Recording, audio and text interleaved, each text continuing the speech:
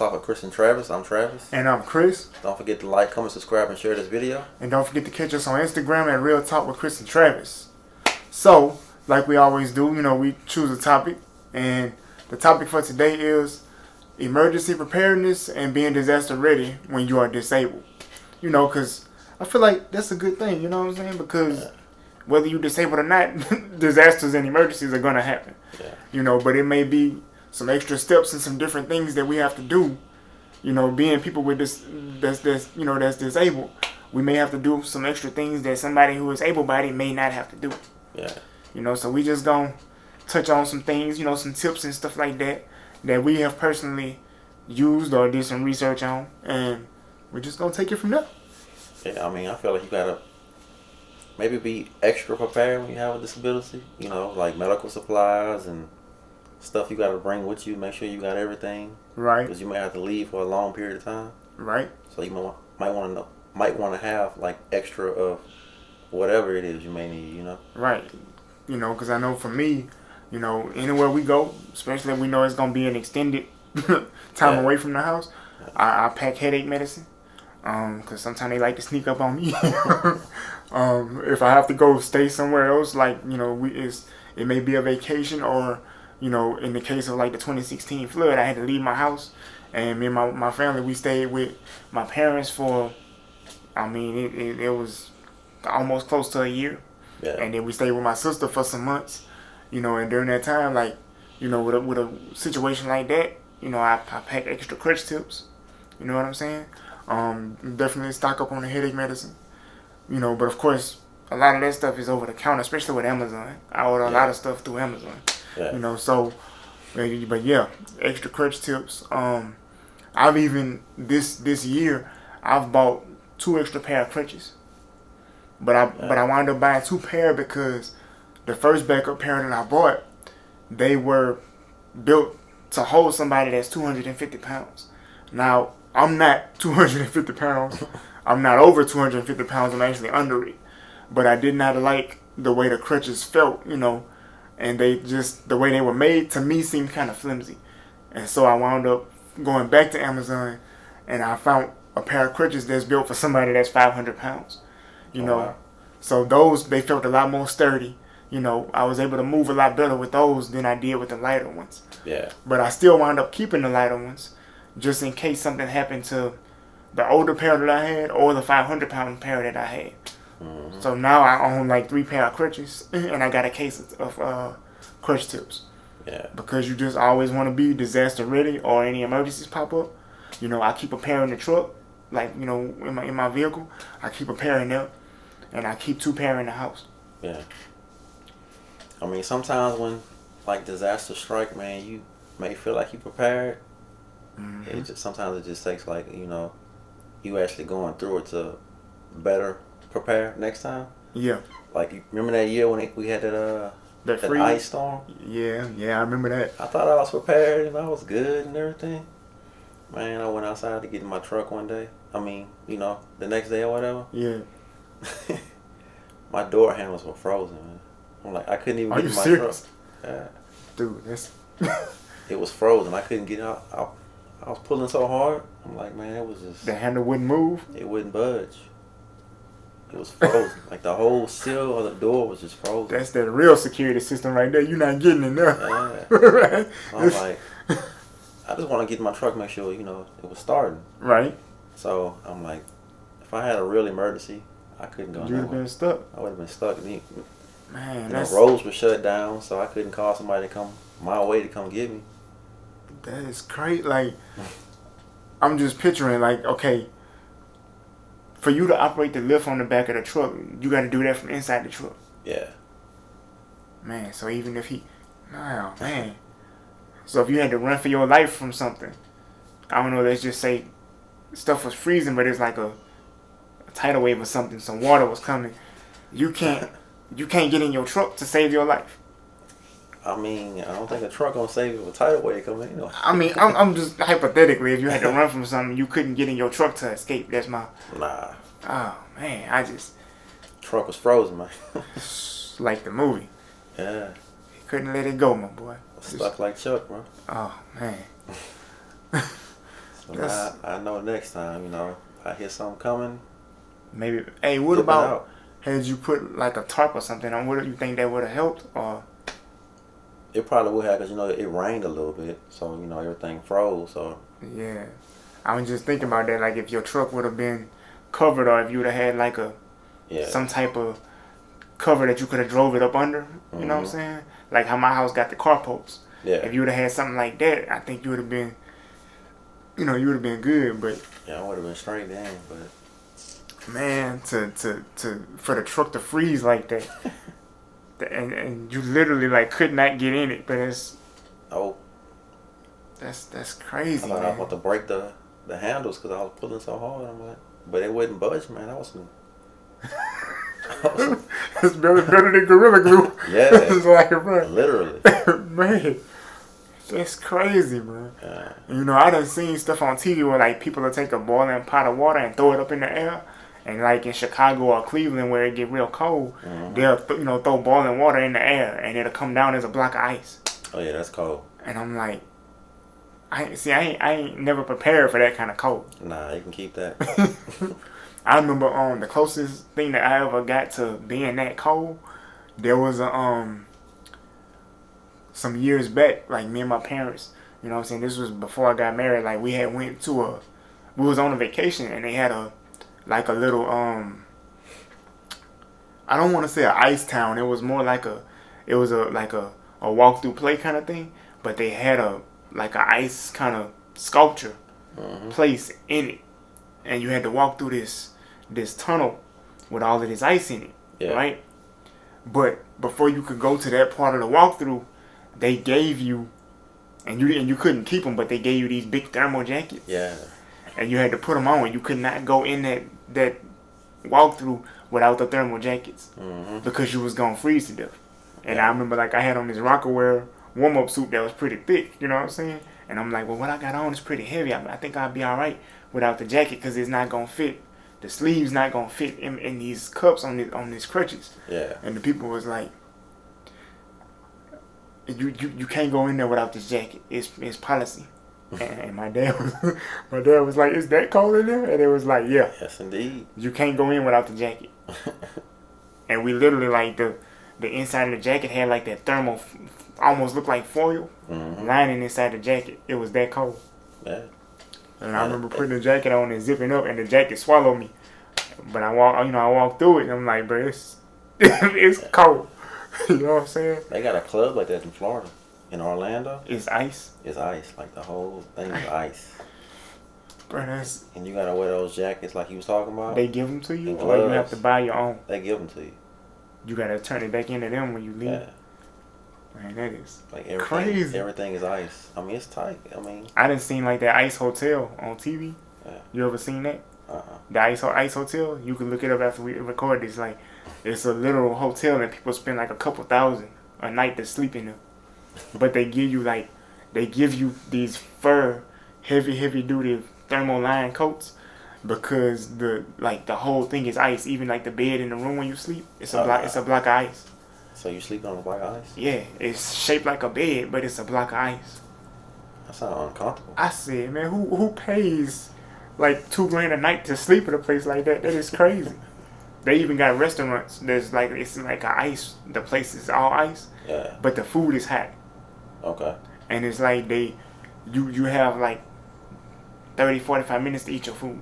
I'm about to say, how long would the food stay hot? And it's not because they like we want you to hurry up and move so other people can get in. They don't want you to get hypothermia eating your food, even though they give you the heavy duty like the coat to keep you warm. I'm like, bro, I'm not eating at a place where I gotta rush through my food. That's gonna give me indigestion or something. I don't want to be sick. I'm trying to enjoy the meal. Like, it's too much. You know what I'm saying? It's too. And I understand creating like extreme feelings or whatever they're trying to do, but that's too much. You know what I'm saying? You're doing too much. Nah, I'm good on that. You know, and I'm glad you mentioned about being in that freeze. Yeah. You know what I'm saying? Because, I mean, we watched the news and we got as prepared as we could for it. You know what I'm saying? I ain't really think nothing of it. I ain't really, I thought it was going to be like they just And see, like Exaggerate. Louisiana, we don't be expecting it to be as bad as it. You know what I'm Yeah. saying? It's like because we used to kind of swamp type weather. You know what I'm saying? Yeah. We Hot, ain't used to humid. that, Yeah. right? You know, we used to heat, Yeah. but they like it's gonna be a freeze. We like, okay, so it's gonna be like an extra air condition Right. until all that rain came down and it's sheets of ice on the road. You like, bruh, Yeah, I wasn't prepared. I know. Okay, like I'm gonna just get into a couple of tips right here, you know, and you can stop me anytime if you want to. I know normally for us, for my household, man, when we find out like through the news or social media or something that it's gonna be something, it's gonna be Mm-hmm. some kind of disaster, hurricane, you know, deluge of rain or freeze or something like that. Yeah. Our first mindset is okay, we might not be able to leave the house, so we gotta have something to eat, something to drink. Snacks. The snacks. And you know, my kids, they, especially the baby girl, she like, oh, we get to go to get snacks, man. It don't matter where we go, Walmart, Dollar Store. She trying to go to the candy aisle and get everything on there. Dollar Tree. Yep. Rack up on everything. And it's like, you can't get just candy. Nah, boo, you got to get some sustenance, something. And people are like, well, what kind of stuff would you get? Because you can't, if your power go out, ain't no cooking ramen noodles unless you got a grill. Right. Which is one of my tips. Y'all, Or gas. get yeah, the gas. I don't like dealing with gas. To me, I just don't like. Yeah. But we got a small, and this grill was like $20-$30. We got a real small little charcoal grill, and the last time they were supposed to have like a hurricane or something came through, we actually used it because our power went out. Yeah. You know, you put the charcoal on there, you put the lighter fluid on the charcoal, toss your matches in there one at a time and let it heat up. Mm-hmm. You know what I'm saying? We had used the grill and we did like some hamburgers, some steaks, you know, stuff like that.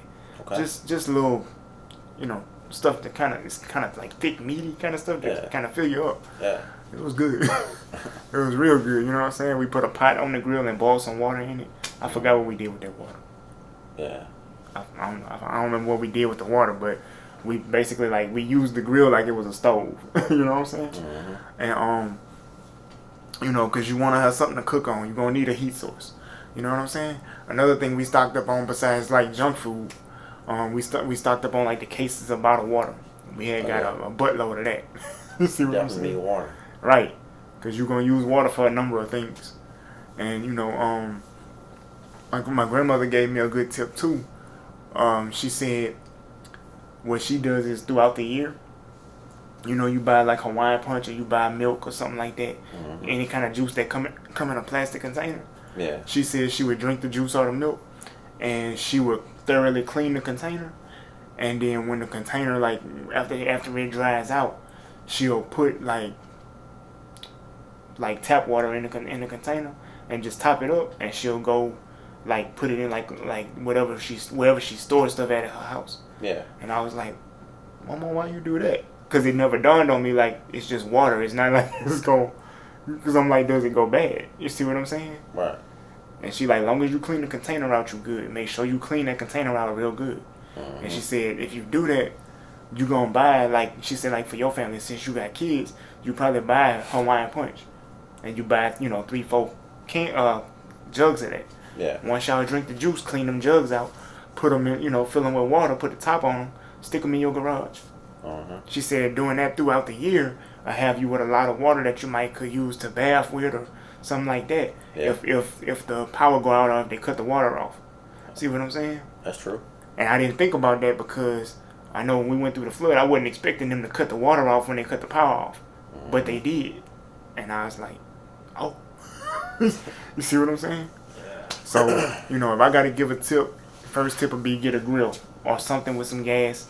I don't like using propane with the camping stoves, but, get something that's not connected to your house that you can power as far as a heat source to cook your food on.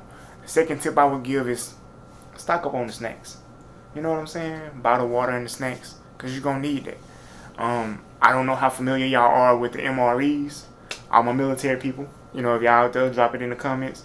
The meals ready to eat. All them joints ain't all that tasty, but in a pinch, they'll definitely do. Yeah. I have tried the MREs. I can't remember what the reason was, but we wound up getting like a case of them. Um, might have been during the flood or something, because I know they had a lot of companies was giving stuff out for people that lost a lot of stuff, and I think that's how we wound up getting like a case of MREs, and we just kind of read the directions on the pack, and a lot of the stuff was like you can rip the pack open, but before you rip it open, there's something on the outside of the pack you can break, and it'll cause heat to pop up in the pack. Some of the stuff you had to add water, and you could like close the pack up and break the second seal or something like that, and it'll cause the pack to heat up to where your food will cook inside the pack. You know, some of the stuff was like a drink that was powder. You just add water, and you could hold the pack closed and shake it, and that's your drink. Okay. You know, so it was some stuff was real good, and some stuff wasn't so good. You know, but you got to think like if you don't have no food, you know what I'm saying? Them MREs come through. I mean, you might have a lot of bottled water and a couple of them packs of MREs. You good. Yeah. You know?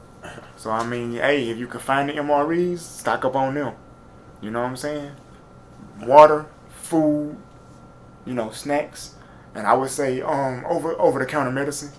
Also, if you are a person who has any kind of ailment where you take prescription medicine and you find out it's going to be a disaster, what I would do is reach out to either my local pharmacy or even my doctor and be like, hey, it's about to be a hurricane or whatever. I need you to, you know, push your order through so that I can get some refills on this medicine in case the doctor's office or the pharmacy is so destroyed I can't get my medicine. Right. You know, because you don't want to be in a situation where you run out of your medicine and you can't get over the counter stuff. You know what I'm saying? Like if it's heart medication, you don't want to. Oh no, you don't want to run. Yeah, so definitely tip number 3 or 4. I don't know what number, but definitely you know, reach out to your pharmacy or your doctor's office and get a back stock on excuse, you know, on your medicine. You definitely want to do that. Yeah, I would say you know, definitely medicine. You gotta have your medicine. I would definitely say the snacks, the non-perishable. Oh yeah. I would say a cooler too, man. Fill it up with ice. Oh yeah. Put like some lunch meat in there, some sodas, waters, whatever you want to put in there. Right. You know what I'm saying? Definitely get bread, you know. Just make sandwiches, you know. Because sometimes, hey, it might sound funny what I'm about to say, but literally, like, bread and water sometimes would be a lifesaver. Yeah. I know that sounds like, oh, that's some jail type stuff. But it's bread and water, man. You can't. You know, hey, you got to eat. You know what I'm saying? Now, you can skip a meal for so long, but at some point, your body going to remind you, I need some food. You know what I'm saying? Oh, yeah. Definitely need flashlights, too, man. I'll say that. Oh, yeah. Flashlights and batteries. Oh, yeah. And if you're a person in a wheelchair, I would say maybe like an extra chair. Yeah. You know, just in case. Or even if you're a person in like an electric wheelchair, you know what I'm saying? Make sure you charge that joint up. Yeah. Make sure you check with the people ahead of time where you're going. If you're able to check ahead of time, hey, you know, I have an electric wheelchair. Or if you're a caretaker of somebody who may have an electric wheelchair, my patient, my spouse, my client, whomever has an electric wheelchair. So I need to know, like, do y'all have a place where I can charge it up once we get there? Yeah. You know, it's fully charged right now, but we don't know how long we're going to be there. So we want to make sure there's a spot to charge it up. I say extra batteries. Yeah, most definitely. For the chair. Most definitely. You know. Yeah. But yeah, I mean, definitely have all the medical supplies and the essentials on deck. Oh, yeah. You know. You know, and that's a whole nother thing, too. You know, I think that an emergency is different than a disaster. Even though I know they kind of one and the same. But I think about them differently. When I think about an emergency, I think like something happens at your house where you have to leave your house, but you wasn't expecting to have to do that. You know, for an example, the same year that me and my wife had our baby girl in 2015, right when we brought her home, I want to say 3 to 4 days later, the pipes underneath our house bust. Oh, wow. Like, we were sitting in the living room, literally, and was running the washing machine, washing clothes, and we looked down, and, like, because I remember getting off the couch and putting my foot down, and when my foot hit the floor, it was soaking wet, and I'm like, yeah, that's different. See what I'm saying? So I'm thinking, like, maybe somebody weighed something and it went under the couch, You know what I'm saying? Yeah. And I remember like we got that water up and we didn't see no more water. And then later that night, I remember like I was in the garage and I was coming in the house, and like at my house there's a outside bathroom connected to the garage, and I went to use the outside bathroom and there was water, like I'm talking about a whole lot of water coming out of the bathroom, and it was so much water that it was running underneath the walls of the bathroom, flowing out underneath the carport, and it was actually touching the bricks where you come in the door from my house. It was a lot of water.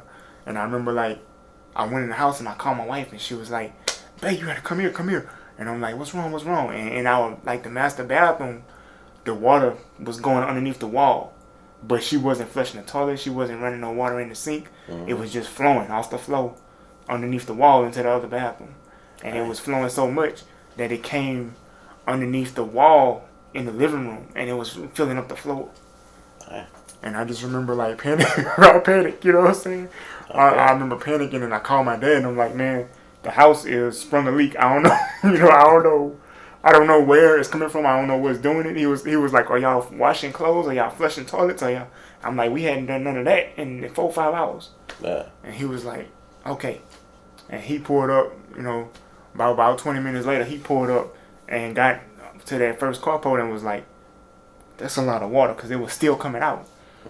And I remember he was like, y'all ain't gonna be able to stay in here with all this water because it's going the spots where y'all got carpet is gonna have mildew and stuff in your carpet. He was like, so y'all gonna have to pack up and come stay with us, and y'all gonna have to call y'all insurance company and let them know what's going on so that they can send somebody out to start fixing the problem.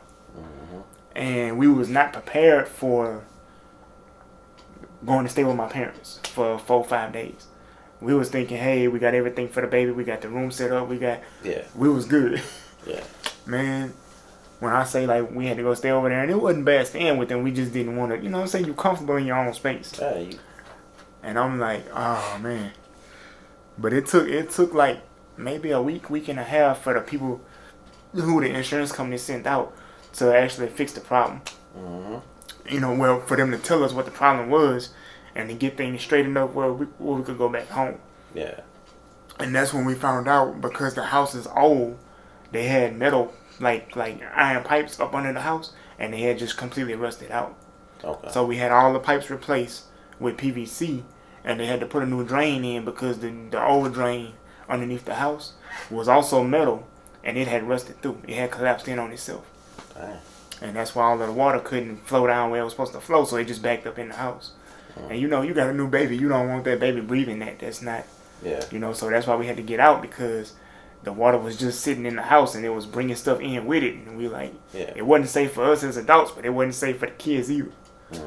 And so like I say, that's one of them emergencies pop up and you just got to grab what you can real quick and go.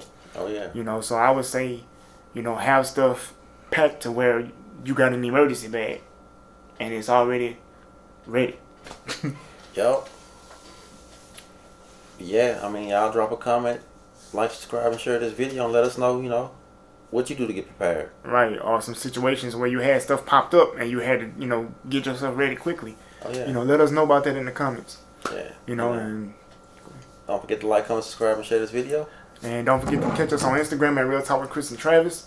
Also, we have a TikTok page with the same name or the same handle. Yeah. And we have our email address is realtalkwithchrisandtravis@yahoo.com. So feel free to hit us up there with any questions, suggestions, anything y'all want to know. Want to get some off the chest? Get off the chest. Hit us up there. And we'll be back next week with another video. Stay tuned. And we out. Peace.